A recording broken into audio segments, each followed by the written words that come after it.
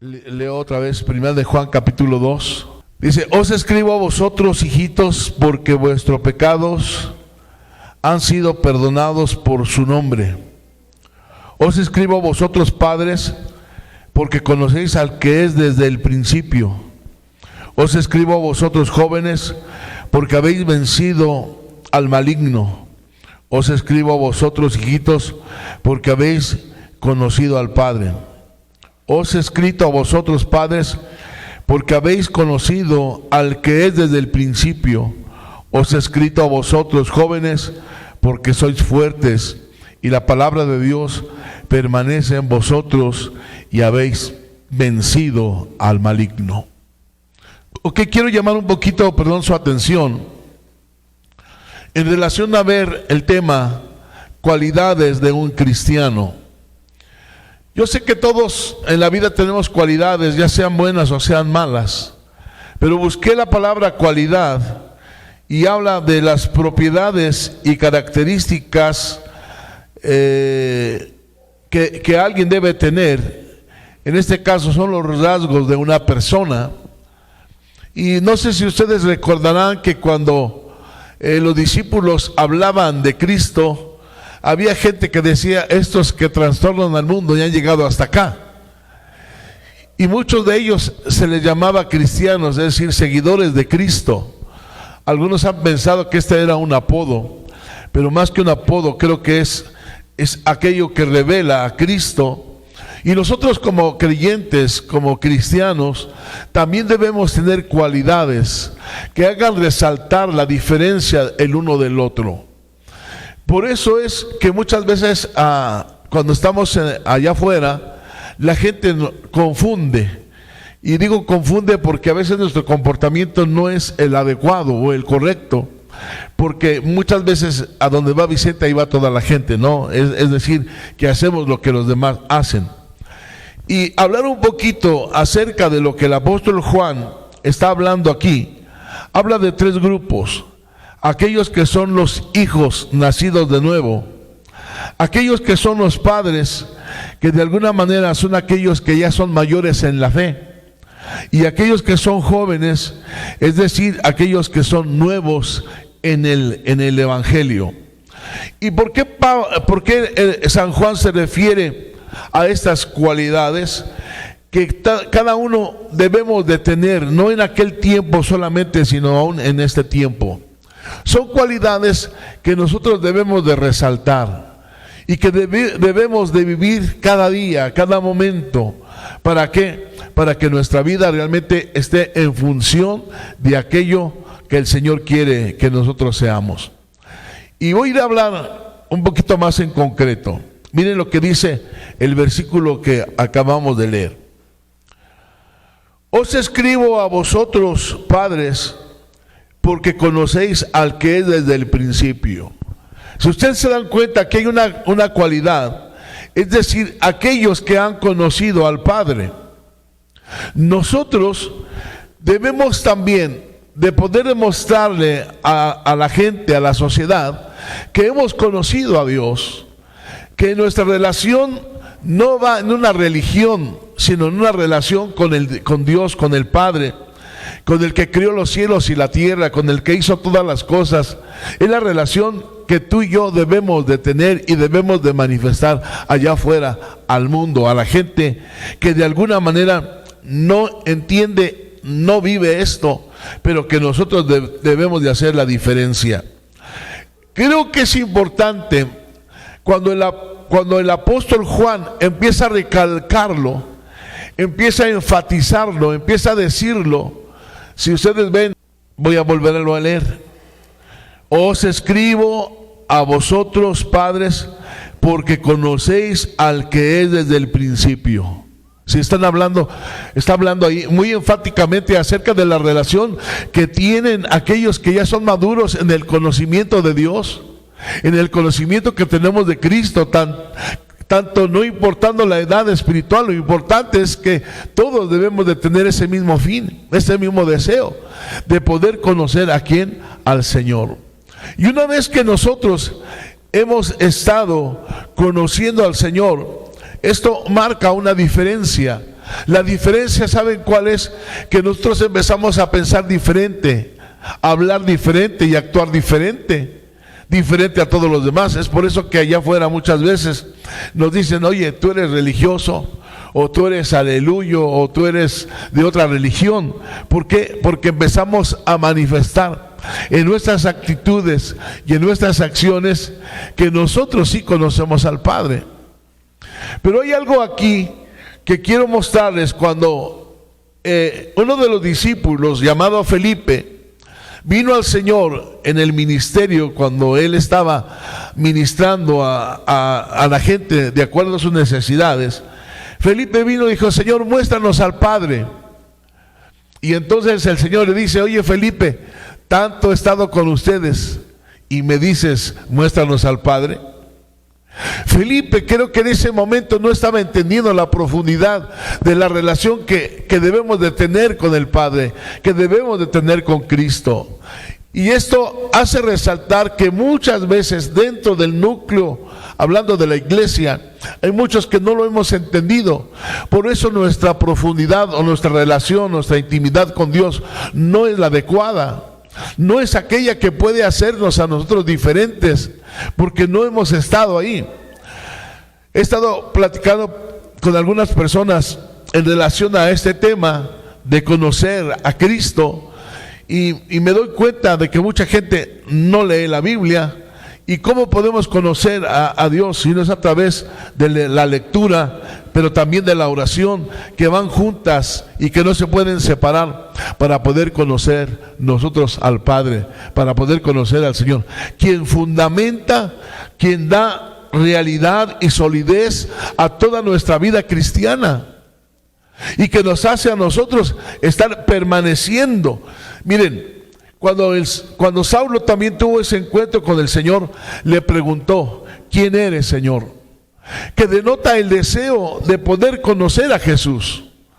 Es decir, no una religión, sino conocer a Jesús, porque esa experiencia que estaba pasando, Pablo no la podía entender.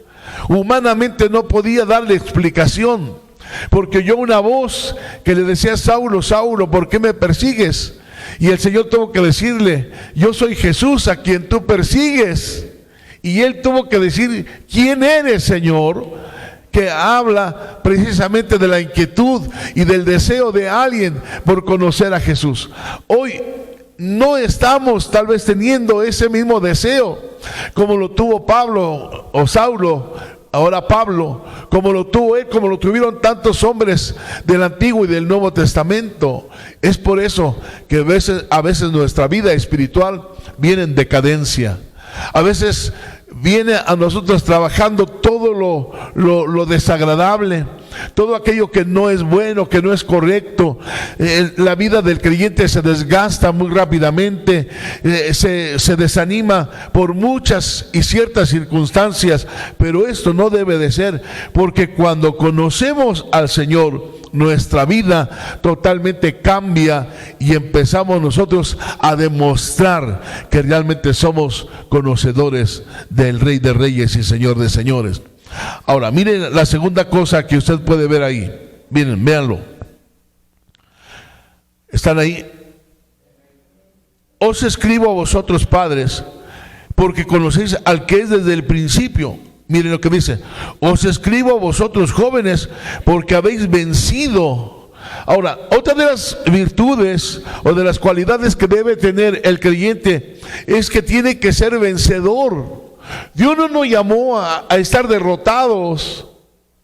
Dios no nos llamó a estar en la lona. Dios no nos llamó a estar así, en cierta forma, déjeme utilizar esa palabra, fracasados, porque el Señor precisamente cuando nosotros estábamos fracasados vino a nosotros y nos encaminó a la victoria. Por eso es que una de esas cualidades que debe tener el cristiano es que siempre debe vivir en victoria. Pero ¿sabes qué? No hay victoria si no hay luchas. Muchas veces no quisiéramos tener luchas, no quisiéramos pasar por pruebas, no quisiéramos pasar por momentos complicados, porque como que no tenemos la capacidad, como que decimos, es que no voy a poder. Pero sabes, Dios a ti y a mí nos está mirando y nos está llevando a ser más que vencedores.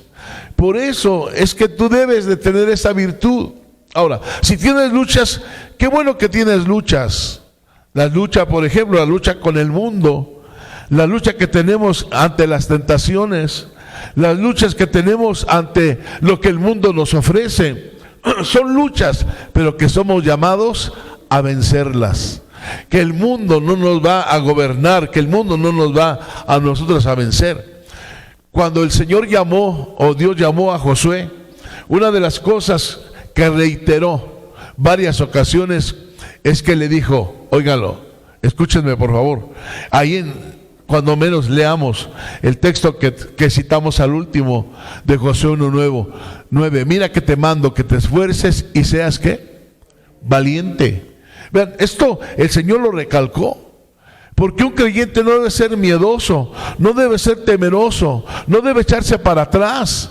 El creyente que realmente está bien consolidado es el que es vencedor, el que sabe que tiene luchas pero las va a vencer. El que sabe que va a pasar por pruebas, pero va a pasar por ellas.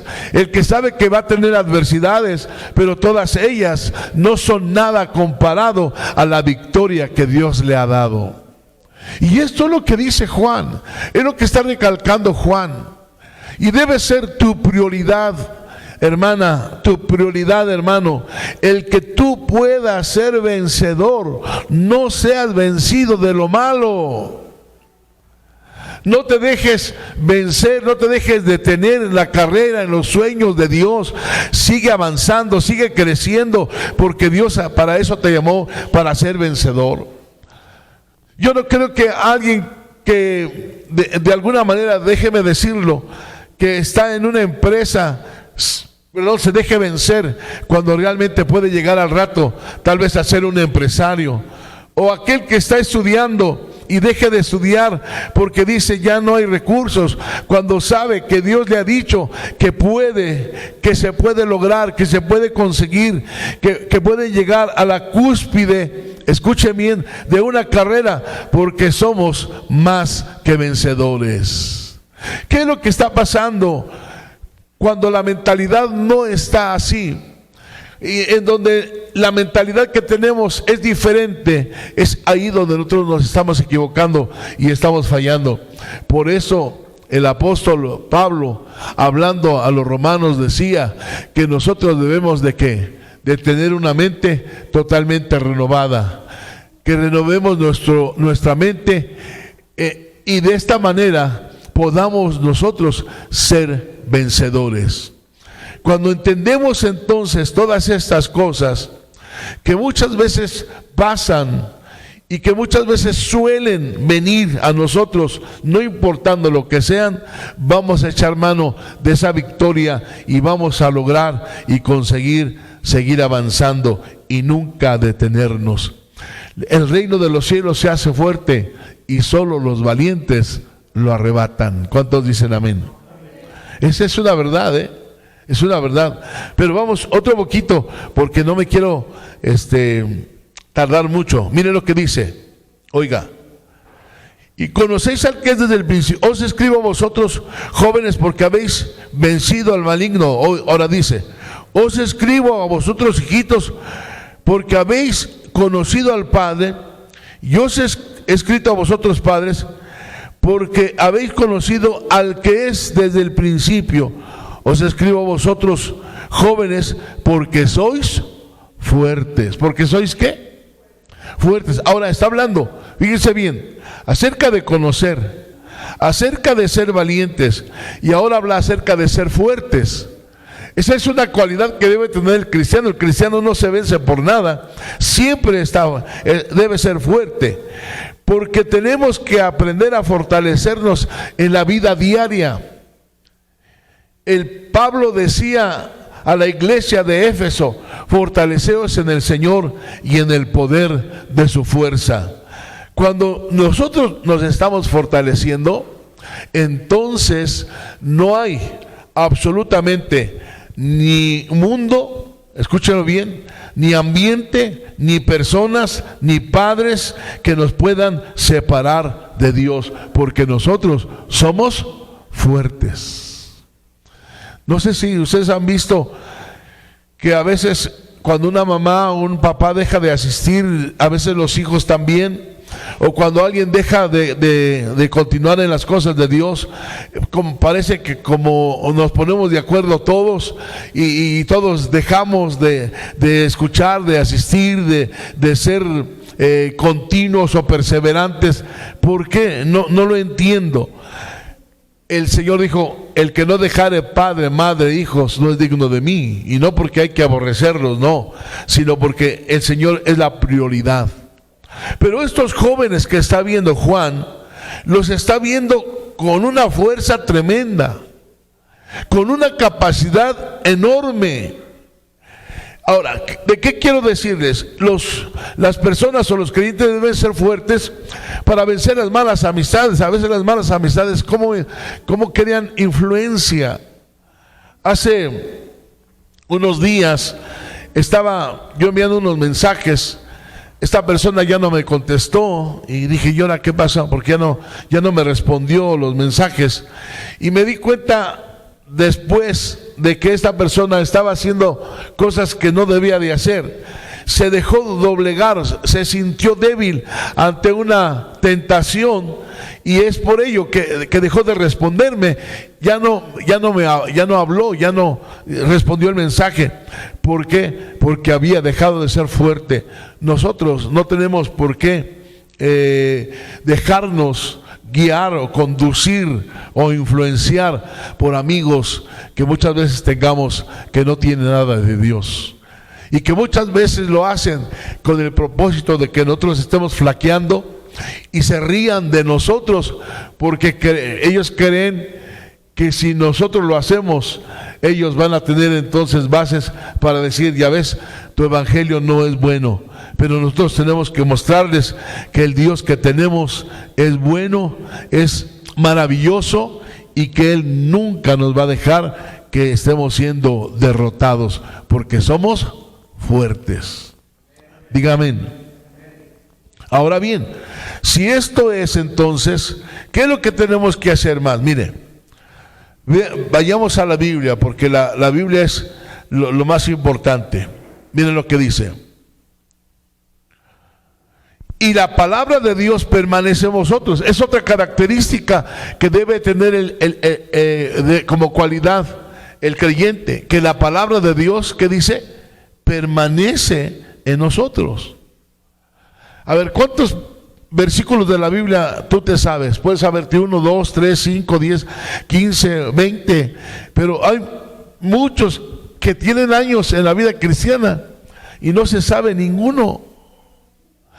Y la palabra de Dios es aquella que nos hace a nosotros crecer, madurar, y hace que nosotros de verdad empecemos a mirar la buena voluntad de Dios, que es agradable y perfecta.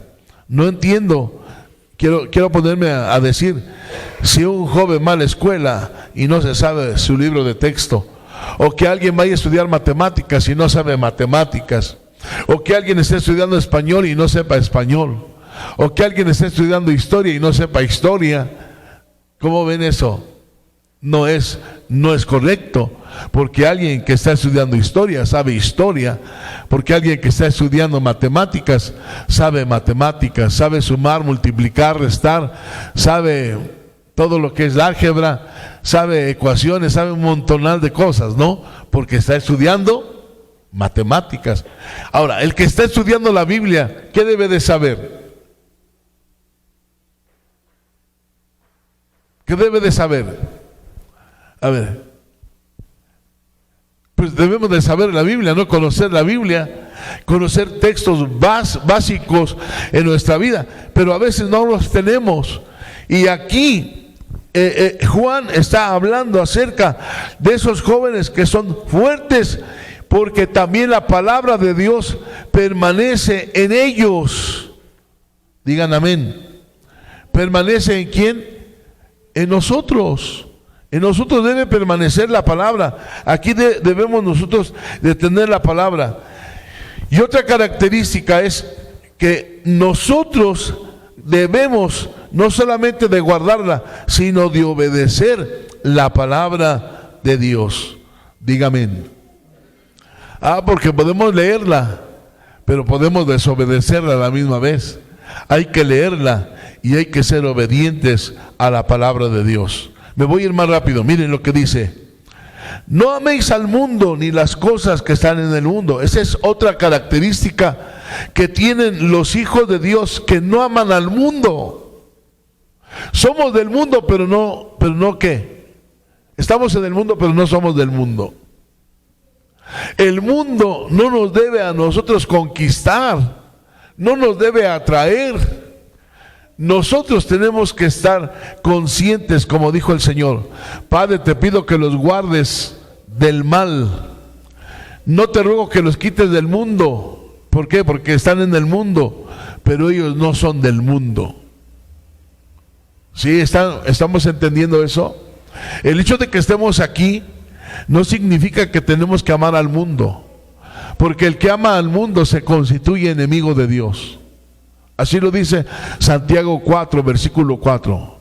No améis el mundo, porque el que ama al mundo se constituye enemigo de Dios. Y nosotros tenemos que vencer todo aquello que el mundo trata de ofrecer: placer, relaciones ilícitas, bueno, y cuántas cosas más, ¿no?, que pudiéramos anunciar. ¿Sabes? El apóstol Juan está hablando que nosotros no tenemos que amar al mundo. Dice: no améis al mundo ni las cosas que están ¿qué? En el mundo. Si alguno ama al mundo, el amor del Padre no está en él. Así de sencillo. Entonces, ¿qué tengo yo? Estar concentrado en las cosas que son de Dios y no en las cosas que son del mundo. Mi pasión debe ser Cristo, y lo demás no es mi pasión. Dígame. Esto va a ser entonces que yo esté dando prioridad a lo que dijo Dios, a lo que dijo el Señor. Mas buscad primeramente el reino de Dios y su justicia, y todas las demás cosas vendrán por añadidura. Así que, hermano, el hecho de granjearnos al mundo, dice el mismo Señor: ¿de qué le sirve al hombre que gane todo el mundo y perdiere su alma? Es decir, son etapas donde el Señor previene al pueblo para que el pueblo no se deje llevar por el mundo, porque es muy fácil que el mundo nos atraiga. Es fácil que el mundo trate de absorbernos y de quitarnos o impedir que tengamos esa relación, esa comunión con Dios. Pero hay que tener nosotros mucho, pero mucho cuidado. Nosotros tenemos que hacer la diferencia. Mire más adelante. Porque todo lo que hay en el mundo, ahí menciona, los deseos de la carne, los deseos de los ojos y la vanagloria de la vida, no provienen ¿de quién? Del Padre, sino ¿de quién? Del mundo. Ahora mire lo que dice el 17. Allá está ahí. Y el mundo pasa, y el mundo pasa, y sus deseos, pero el que hace la voluntad de Dios permanece para siempre. Noten esto. Entonces, creo que aquí equivale a que nosotros estemos pensando, estemos usando nuestro razonamiento y estemos utilizando realmente o tomemos las decisiones más seguras. ¿Por qué? Porque si yo estoy con Dios, no me importa o no nos debe importar que nos critiquen, que nos digan que somos aguados, que nos digan que somos la gente más triste. Lo más importante es que las cosas pasan, pero escuchen, el que hace la voluntad de Dios permanece para siempre. Entonces, esto es lo importante, que el Señor hace un balance aquí, hablando el apóstol Juan. El mundo pasa, pero la voluntad de Dios, el que hace la voluntad de Dios, permanece para siempre. Entonces, nosotros tenemos que echarle más ganas a las cosas de Dios. Si tú en algún momento te metiste de lleno, no sé, a un gimnasio, si tú te metiste de lleno, no sé, a hacer algo allá afuera, físicamente hablando, está bien, qué bueno, pero ¿por qué no meternos ahora más de lleno con el Señor? ¿Para qué? Para que entonces todo lo que hagamos, lo hagamos bien, lo hagamos mejor y lo hagamos excelente. Digan amén. Porque esa es la intención de cada uno. Por ejemplo, como grupo de alabanza, es lo que estamos teniendo. Hay que hacer las cosas bien, hay que hacer las cosas mejor y hay que hacer las cosas excelentes. Si es por eso que estamos aquí desde la mañana, 8:30 de la mañana. ¿Para qué? Para que podamos nosotros mejorar, que cada que toquemos estemos dando lo mejor de lo mejor. Ahora pues, entonces, como cristianos, ¿qué tenemos que hacer? Dar también lo mejor de lo mejor. Dios no merece, no quiere migajas. Dios no está de acuerdo con que le des un 50%, ni un 60%, ni un 70%, ni un 80%. Él quiere el 100%. Nosotros, Él tiene que ser nuestra pasión. Él tiene que ocupar nuestro tiempo. Él tiene que ocupar nuestra mente, nuestro corazón, nuestra vida, todo. Él lo tiene que ocupar. ¿Dónde está Jesús ahora? Cuando tú tal vez estés diciendo, híjole, mejor me hubiera ido al campo, mejor me hubiera ido a divertir, o mejor hubiera... ¿Dónde estás entonces? No estás aquí, no estás compenetrado con lo que realmente el Señor está diciendo, hablándote precisamente de que el mundo pasa, que sus deseos acaban, pero el que hace la voluntad de Dios permanece para siempre. Dígame. Así que denle un aplauso al Señor, por favor.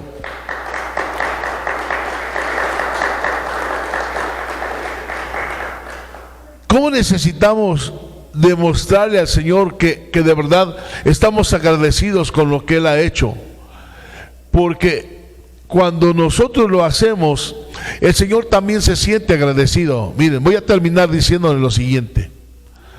Cuando Jesús vino para ser bautizado por Juan, Jesús no era un pecador, pero fue contado entre los pecadores. Y tomó la decisión porque Él vino a cumplir la ley. Y Él vino también a unirse con todos los pecadores para ser sumergido y ser bautizado. Cuando Él es bautizado por Juan, ustedes saben que dice la Escritura que se oyó una voz del cielo que decía: este es mi Hijo amado, en quien yo tengo complacencia. Si esa voz hoy estuviera resonando en tu vida y en mi vida, de que estamos complaciendo al Señor, nuestra vida sería diferente. ¿Por qué? Le voy a poner un ejemplo. Cuando yo conocí al Señor, me metí de lleno. No, olvídense, día y noche, tarde, día y noche, tarde, día y noche. Era para Dios, y el trabajo sí lo hacía en el momento que tenía que hacerlo, pero de hecho a mí el Señor me movió el tapete tan grande, tan fuertemente, que no importara la lluvia, que no importara la inclemencia del tiempo, y yo estaba ahí. Muchos de ustedes también, cuando conocieron al Señor, dijeron: no, yo voy a echar muchas ganas, nadie me va a detener. Y al paso del tiempo han ustedes cambiado. ¿Por qué hemos cambiado? ¿Por qué hemos cambiado? ¿Porque ya no es el Señor, es el mismo? ¿O porque hemos dejado de valorar todo lo que Él ha hecho por nosotros?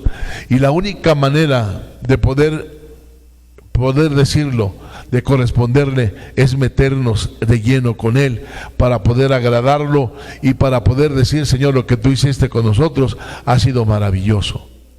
No echarlo en saco roto, no estar intentando mostrarle al Señor que lo que Él hizo no ha sido bueno. Todo lo contrario, vamos a demostrarle al Señor que lo que hizo por nosotros ha sido bueno, y lo hemos estado valorando, y vamos a luchar por ello al paso del tiempo y al paso de los años, hasta que el Señor nos llame a su presencia, ¿o no? ¿Cuántos nosotros pudiéramos decir? Hay gente que dice: oh, hermano, yo llevo tantos años en el Evangelio. Y wow, cuánto tiempo, ¿no?, que se ha entregado, que ha vivido en las cosas del Señor. ¿Cuántos de ustedes no les gustaría? Yo les dije que cuando allá en Ángela Peralta, llegó un predicador, no recuerdo de dónde, decía: hermano, le doy gracias a Dios porque estoy cumpliendo 15 años de seguir a Jesús. Yo dije: wow, 15 años, ¿llegaré yo? Yo era nuevecito, un jovencito que apenas había llegado a la congregación. ¿Llegaré yo? Yo decía: ¿llegaré yo a tener 15 años? Ya llevo más de 30 años conociendo al Señor y todavía tengo deseos de seguirlo, de amarlo, de servirlo y de hacer su voluntad, porque el que hace su voluntad permanece para siempre. ¿Y los demás? ¿Qué pasa con los demás? ¿Qué dice?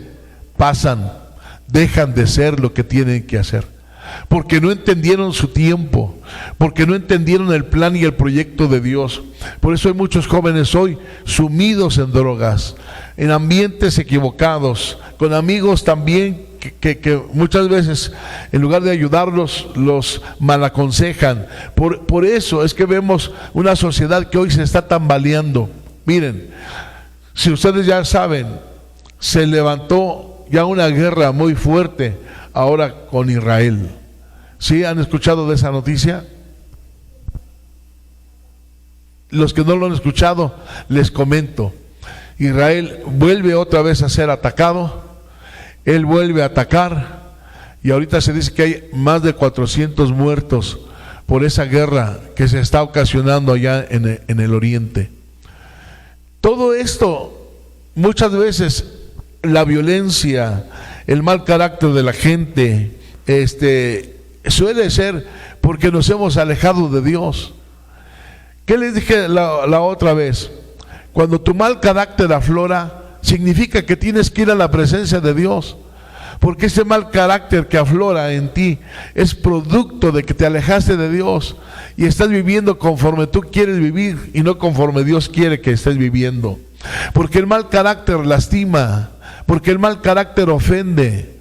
Pero cuando nosotros vamos y nos metemos con Dios, entonces nuestro carácter es una bendición. ¿Cuántos dicen amén? Entonces vamos a buscarlo. Si vemos estas cualidades que están aquí, de las que he mencionado así rápidamente, tenemos que hacerlas nuestras. Debe ser nuestro estilo de vida. ¿Para qué? Para que nosotros le demostremos al mundo que somos totalmente diferentes.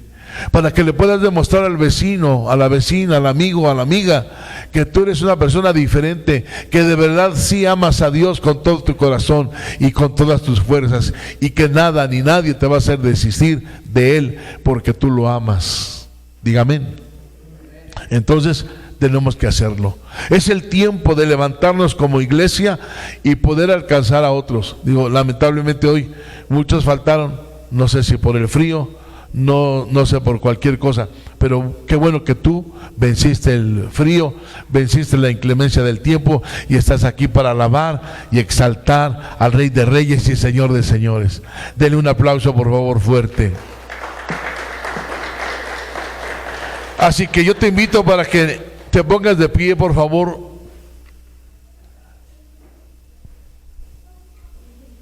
Y vamos a hacer una oración. Padre, en esta hora, Señor, estamos delante de ti sabiendo que como creyentes tenemos que tener cualidades que resalten, Señor, cualidades buenas, cualidades correctas, que una vez que el mundo, Señor, nos observe, pueda darse cuenta que somos tus hijos, que estamos en ti, Señor, que vivimos para amarte, para agradarte y para hacer tu voluntad. Si es cierto, el mundo pasa, el mundo, Señor, simplemente dejará de ser, pero el que hace la voluntad tuya, ese permanece para siempre.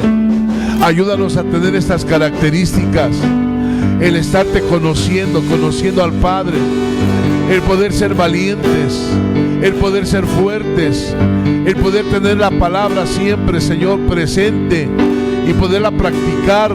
Ayúdanos a todo ello y permítenos, Señor, poder siempre apasionarnos y llenarnos de ti, para que podamos seguir siempre con el ánimo y con el esfuerzo que se necesita.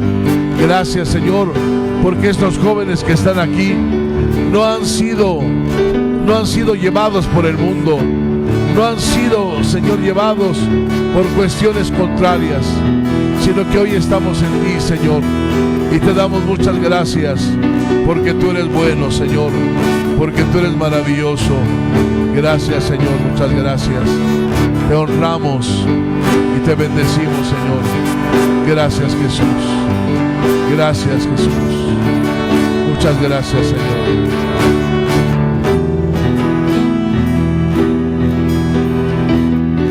Cierre sus ojos y si sabe este canto, diga con nosotros: aquí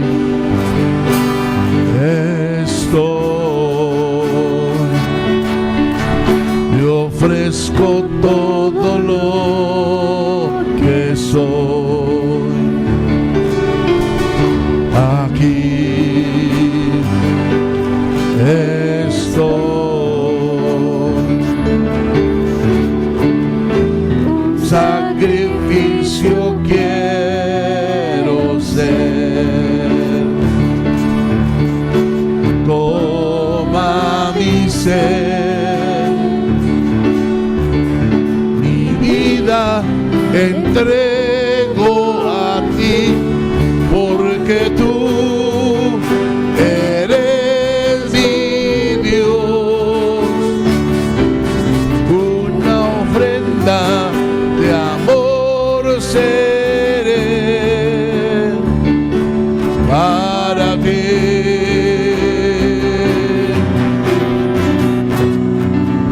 Que tú eres mi Dios, eres digno de adoración. Una ofrenda de amor seré para ti.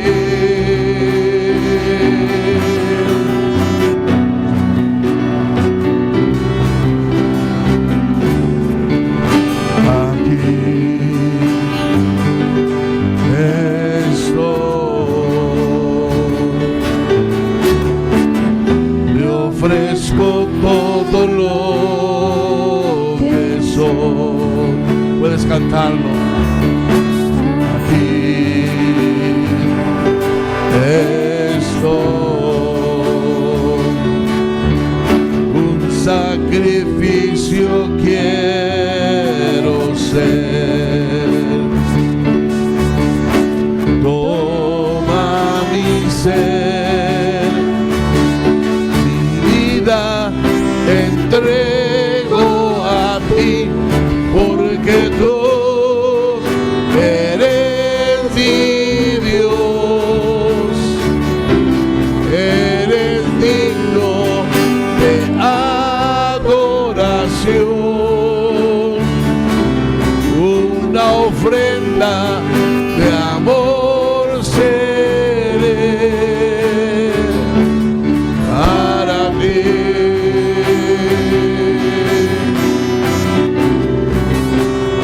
Porque tú eres mi Dios, eres digno de adoración.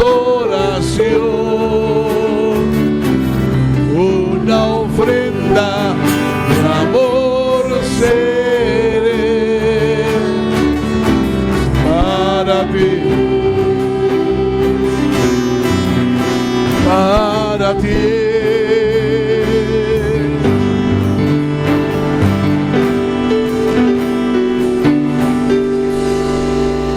Denle un fuerte aplauso al Rey.